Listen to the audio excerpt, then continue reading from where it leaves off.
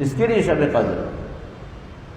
شب قدر روزی میں بمعنی معنوی مادی روزی میں اضافے کے لیے شاید نہیں ہونی چاہیے.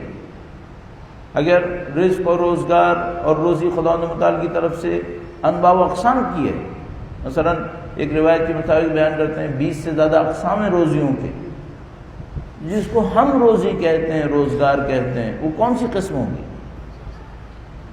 یہ جو سونے اور چاندی اور سکے اور دولت اور دنیا کی ظواہر ہیں، یہ کوئی روزی کی انتہائی پست شکل ہوگی جس کی اتنی بھی حیثیت نہیں ہے کہ خدا فرعون سے روکتا. فرعون کو دے دی، نبی کے دشمنوں کو دے دی. اگر اس روزی روزگار کی اتنی سی کوئی حیثیت ہوتی، اس طاقت کی اور ظاہری چمک دمک کی، شان و شوکت کی کوئی تھوڑی سی بھی قیمت ہوتی، تو اللہ اپنے نبی کے دشمنوں کو کیوں دیتا؟ امامت کے دشمنوں کو کیوں دیتا؟ خدا جن کو اپنا محبوب قرار دے ان کے دشمنوں کو اپنے لطف سے نوازے گا کیا؟ ظاہر کہ ایسا نہیں ہو سکتا. اب اگر کوئی شب قدر میں امامت کا ماننے والا شب قدر کو گویا نعوذ باللہ ضائع کرے اس روزی کو مانگنے پر، بدقسمتی ہے یہ. تو ٹھیک ہے کہ انسان کہتا ہے بھئی میں دنیا میں آؤں، جیسے کہ ماہ رمضان کی دعاؤں کے اندر موجود ہے کہ خدا تو مالک متعال ہے، میں ضعیف ہوں، ضعیف عن طلب الدنیا، میں دنیا کو طلب کرنے کے معاملے میں ضعیف ہوں، بے عزت لوگوں اس کے سامنے بھی عزت چاہتا ہوں، یہ میرے ضعف ہے، یہ میری کمزوری ہے. تو اگر کوئی اس کمزوری کی بنیاد پہ مانگتا ہے تو انہوں نے اس کو قبول فرمایا دعاؤں کے اندر کہ ہاں ایسا ہو سکتا ہے کوئی انسان مانگتا ہے مانگ لے.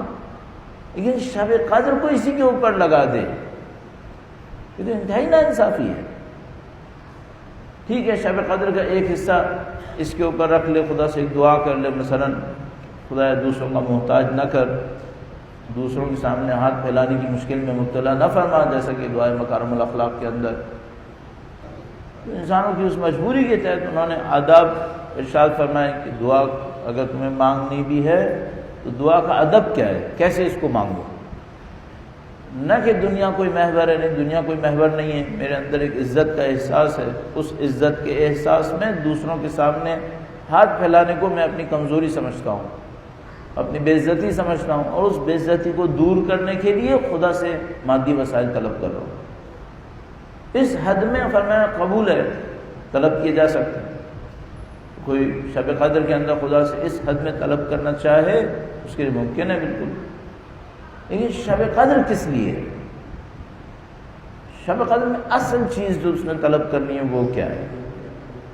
وہ ظاہر ہے کہ یہ دنیاوی رزق نہیں ہونا چاہیے، وہ پھر وہی عرض کروں گا کہ وہ نورانیت ہونی چاہیے. اور چونکہ اس نورانیت کا محور اللہ کے نبی نے قرآن اور اہل بیت کو قرار دیا، لہذا ساری دعاؤں کا محور قرآن اور اہل بیت ہونا چاہیے.